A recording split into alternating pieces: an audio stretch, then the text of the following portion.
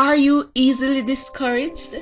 Do you find yourself getting more and more discouraged? In today's video, we're going to be talking about 7 types of people who are prone to discouragement and how to fight it. Remember, discouragement is the enemy of your progress. It will kill your dreams. So let's learn how to fight it. Welcome to Design to Win. And I'm your host, Ruth Taylor. I'm an author, career and life coach, and I'm here to help you to gain more clarity, confidence and courage to win in your life and career. And this is the final in our discouragement series. This is episode number 7. I've discovered from my personal experience that one of the main reasons for discouragement or type of persons that are prone to be discouraged are those who suffer from low self-esteem. And I recognize this that from as a teenager, for much of my teenage years and in some of my young adult years, that I suffered from low self-esteem. And because of this, I was easily discouraged because I didn't understand my value and my worth. And as a young person, you want to look like other persons, you want to dress like other person. And because of I'm from a poor background and I lived in the inner city, and because of the color of my skin, and in our country there is colorism, so those who are brown are treated better or are thought to be more important, and because of those things it fed into me being discouraged because I was from the wrong side of town and I was criticized, and I didn't understand that where I was from has nothing to do with my value and my worth. And I found I was getting really discouraged even when I got engaged for the first time and I was changing careers. I wrestled with a lot of things and I recognized that I was suffering from discouragement and prone to be discouraged. And it was while I was listening to a video by Les Brown, a teaching that he had on it's possible to live your dreams and it's not over until you win, that I recognized what was happening. And he talked about being around toxic people and the value of persevering and knowing your worth. It was then that I recognized I had low self-esteem. And that is part of the reason why I was so easily discouraged by the things that were happening to me or when I was disappointed. And then I made a decision to, I've got to change this. And so I've learned over the past 7 years how to fight discouragement, and I've worked on my self-esteem. And the more I grow in confidence and understand my worth, the less I get discouraged. The second type of person that I found that is prone to discouragement is one who has a victim mentality. The person with a victim mentality tends to believe that their situation cannot change because of what has happened to them, whether it's abuse, you name it. They tend to blame it on things and they feel powerless to change. So they blame it on their history, their genes.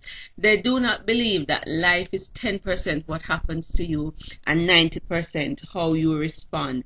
They really believe that they're at the mercy of outside forces beyond their control, and what they do will make little difference. So they often blame it on the system, the government or something else. And so though negative things has happened to them, they tend now to believe that they have no control over those situations and they become a victim. They develop a victim mentality. The third type of person that is prone to discouragement is one who has had a history of rejection. And I can relate to this. I have been rejected repeatedly in relationships, starting with that of my father. And when there is not this sense of acceptance and rejection in your life, you tend to get discouraged easily, and in a sense you begin to look for it, and that plays also in the low self-esteem, and you feel abandoned, and you take on a victim mindset as well, and so you become prone to discouragement. The fourth type of person that is prone to discouragement is one who lacks a sense of purpose and significance. So if you don't understand why you're here and what you're here for, then you're going to be prone to be discouraged. I found that when I started understanding my purpose and my why for living, that though negative things did happen and continue to happen, that I was no longer easily discouraged. The fifth type of person that is prone to discouragement is one who is suffering from loss. Maybe you've lost a loved one, you've lost your job. And so when you're in that state, you're going to be prone, susceptible to discouragement, and so you have to watch it. The sixth type of person that is prone to discouragement is one who feels unloved. In order for all of us to thrive, we have to have a sense of significance, acceptance, and feel loved. And when you don't feel loved, then everything that happens to you, disappointment after disappointment, will send you into a state of discouragement. And so feeling loved is absolutely important. Having that sense that I am loved, I am valued, it helps to keep discouragement at bay. And when that is absent, you become easily discouraged. The seventh type of person that is susceptible to discouragement are those who are suffering from an illness, or they have an anxiety disorder. Because of this, they tend to become easily discouraged, especially if they have been ill for a very long time and they're going from doctor to doctor, cannot get help. Once you're sick, especially sick over a prolonged period of time, it will cause you, if you are not careful, to become easily discouraged. And if you're suffering from anxiety disorder, that can play into discouragement. We've covered the 7 types of person that are prone to discouragement. Let me repeat. There are those who suffer from low self-esteem, have a victim mentality, those who are suffering from long-term illness, those who are suffering from loss, those who have no sense of purpose, those who feel unloved, and those who are repeatedly rejected tend to be more easily discouraged. And I understand, because those are some of the things that have happened to me and that kept me in a state of discouragement for much of my life. And I know I could have been farther ahead in my life had I understood how to fight discouragement. But I'm glad that 7 years ago I discovered how to fight it. And so now, though there are things that happen that will want to cause me to become discouraged, I now know how to fight it. And I'm going to share 3 ways that I've learned how to fight discouragement, separate and apart from the ways that I've shared before. And so you can go back and check out those videos, the live teaching on 7 ways to beat discouragement. Here I am talking about how to fight the tendency to be discouraged. And I'm going to treat it like a doctor and a patient. And what doctors often do, they diagnose and then they treat. So in telling you how to fight it, I'm going to use these 3 tips in that sense. 1, become more self-aware. Self-awareness is you are more attuned to your feelings, you understand what is happening to you, and once you're more self-aware, you have a greater self-understanding, then you will understand what is triggering it off. And if you're more self-aware, you know what are the things that will cause you to become more discouraged, then you can now begin to fight it. So I say self-awareness is the first step in fighting the tendency to become discouraged. The second way that I have fought this tendency to become discouraged is to be determined to fight it. So I have resolved that I'm going to manage my emotions, that I will not be discouraged.